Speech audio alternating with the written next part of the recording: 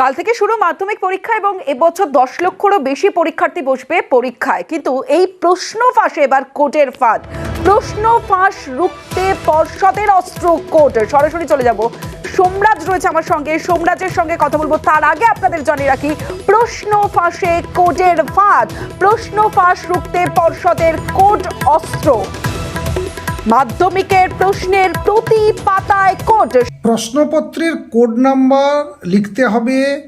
Registration যে number রয়েছে তোমাদের উত্তরপত্র বা অ্যান্সার শিটের প্রথম যে পাতাটি রয়েছে সেই পাতার একেবারে প্রথম দিকে রয়েছে, দেখো, সাবজেক্ট নেম, রোল আর রেজিস্ট্রেশন নাম্বার।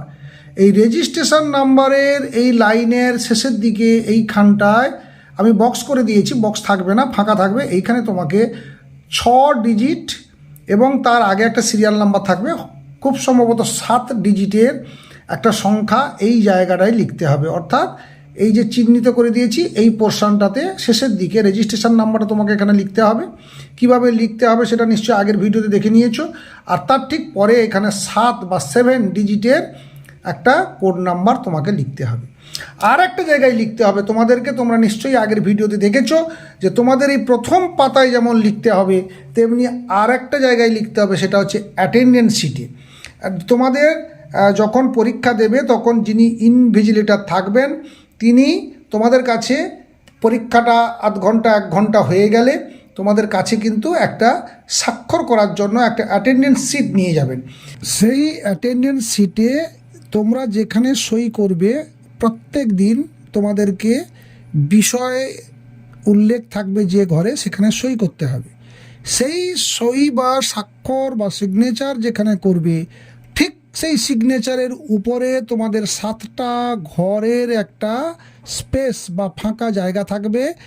সেইখানে তোমাকে ওই তোমার প্রশ্নের কোড নাম্বারটা লিখতে হবে। তার মানে একটা হচ্ছে প্রথম পেজে তোমাদের কোড নাম্বার লিখতে হচ্ছে, আর একটা অ্যাটেন্ডেন্স শিটে তুমি যেখানে প্রতিদিন স্বাক্ষর করবে ঠিক তার মাথাতে ওই কোড নাম্বারটাও লিখতে হবে। এটা মাথায় রাখবে, 2 জায়গায় কোড নাম্বার লিখতে হবে। হ্যাঁ দেখো, তোমাকে প্রথমে একটু সংশোধন করে দিই। মাধ্যমিক পরীক্ষার্থী 10 লক্ষের বেশি নয়, 9 লক্ষ 20 হাজারের কাছাকাছি পরীক্ষার্থী এবার মাধ্যমিক পরীক্ষা দেবেন। আগামীকাল থেকে শুরু হচ্ছে সেই মাধ্যমিক। আর এবার মাধ্যমিক পরীক্ষায় যেটা অত্যন্ত গুরুত্বপূর্ণ পদক্ষেপ নিচ্ছে পর্ষদ, তা হলো প্রত্যেকটি প্রশ্নপত্রের পাতায় একটি করে কোড লেখা থাকবে। সেই কোডটি ছাত্রছাত্রীদের উত্তরপত্রে লিখতে হবে। কেন এই কোডের ব্যবহার? তার কারণ প্রশ্নপত্রে ছবি তুলে যাতে সোশ্যাল সাইটে ভাইরাল না হয় তার জন্যই মূলত এই পদক্ষেপ নিয়েছে মধ্যশিক্ষা পর্ষদ।